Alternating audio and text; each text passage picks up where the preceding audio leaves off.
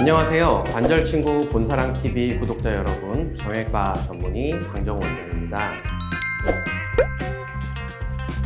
지난번에는 저희가 척추관 협착증에 대한 전반적인 내용에 대해서 알아봤는데, 오늘은 치료와 관련해서 자주 하시는 질문들에 대해서 답변 드리도록 하겠습니다. 원장님, 척추관 협착증은 자연적으로 호전이 가능할까요? 척추관 협착증이 자연 치유가 가능하냐 물으시는 환자분들이 많으신데요. 일단 답변은 예스입니다. 다만 조건이 있습니다. 초기 증상이 있을 때 잘 발견을 해서 관리를 잘 한 경우인데요. 근데 이제 안타깝게도 대부분의 많은 어르신들이 병원에 오실 때는 오랫동안 참고 지내온 분들이 많으세요.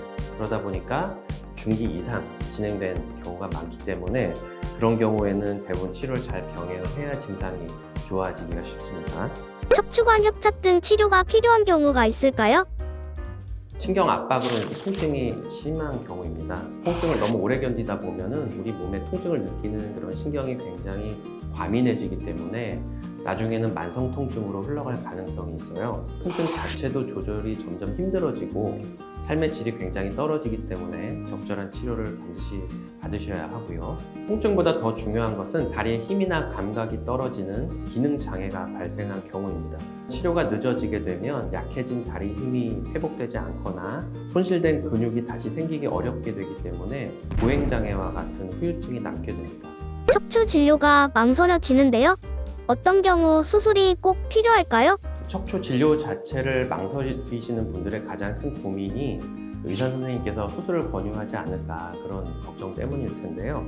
그동안의 연구를 통해서 이미 척추관 협착증 환자의 90% 이상이 수술과 비수술 치료의 효과가 차이가 없다고 알려져 있습니다. 따라서 대부분의 환자분들은 수술이 필요하지 않은 것이죠. 사실 검사를 해서 협착증 진단을 받으셨어도 증상이 없거나 다리에 힘이 떨어지지 않는다면 치료 자체가 필요 없는 경우도 많이 있습니다. 그럼에도 불구하고 수술이 꼭 필요한 분들이 계시죠. 딱 두 가지만 기억을 하시면 됩니다. 우선 첫 번째로는 보행이나 일상생활 자체가 굉장히 힘든 분들이 계세요. 보존 치료를 충분히 받으셨는데도 해결이 안 되는 경우에는 수술이 필요할 수 있습니다. 보존 치료라는 것은 우리가 약물이나 주사, 물리치료 이런 것들을 통틀어서 말씀드리는 것이고요.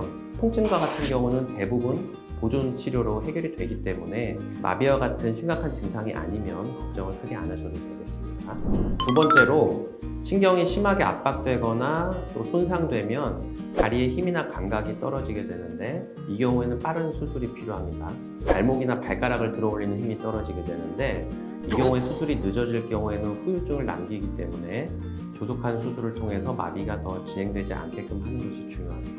척추관 협착증 수술 방법은 어떻게 되나요?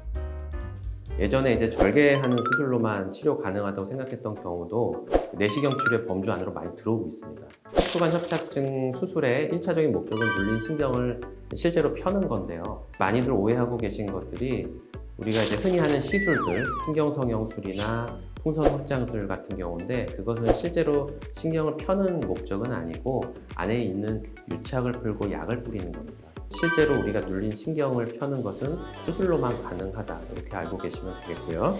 자, 모형을 보고 한번 설명을 드리겠습니다. 이 척추라는 것이 마디도 여러 마디고 증상도 굉장히 다양하기 때문에 실제로 수술법에 대해서 다양한 표현들이 있어요. 피부에서 척추 안에까지 접근하는 이 과정에 있어서 두 가지로 나눌 수가 있고 그 다음에 이 안에서 하는 과정을 두 가지로 나눌 수가 있습니다. 첫 번째는 예전부터 해오던 대로 수술 범위만큼 절개를 해서 근육을 벌려서 들어가는 방법이 있고요. 최근에 많이 하는 양방향 내시경이라고 해서 피부에는 구멍만 뚫고 중간을 통과해서 안에서 수술을 하는 내시경 치료법이 있습니다. 두 번째로는 척추 자체에 대한 치료 두 가지가 있는데 첫 번째로는 눌린 부위만 펴주는 감압술이 있고요. 척추에 변형이 있거나 불안정이 심한 분들은 신경만 풀게 되면은 금세 재발하는 경우가 있기 때문에 유압술이라고 해서 나사를 이용을 해서 변형된 것을 교정한다든지 이 불안정한 것을 잡아주는 그런 수술을 병행을 하는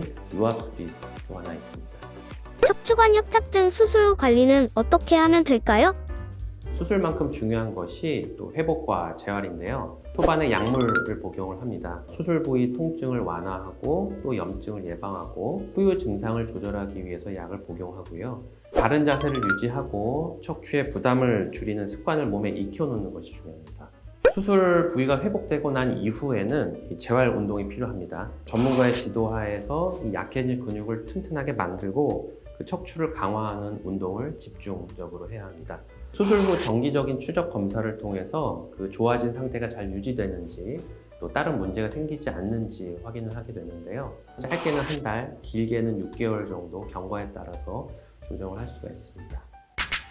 척추관 협착증은 기본적으로 초기에 잘 발견을 해서 관리를 충분히 잘 하면 대부분은 수술이 필요 없습니다. 다리의 힘이나 감각이 떨어질 때는 빠른 진단과 수술이 필요하다는 점 꼭 기억하시고요. 최근에는 절개하지 않고도 내시경 치료를 통해서 대부분의 환자분들이 편하게 지낼 수 있기 때문에 치료를 받는 것에 대해서 너무 두려워하지 않으셔도 된다는 점 기억하시기 바랍니다.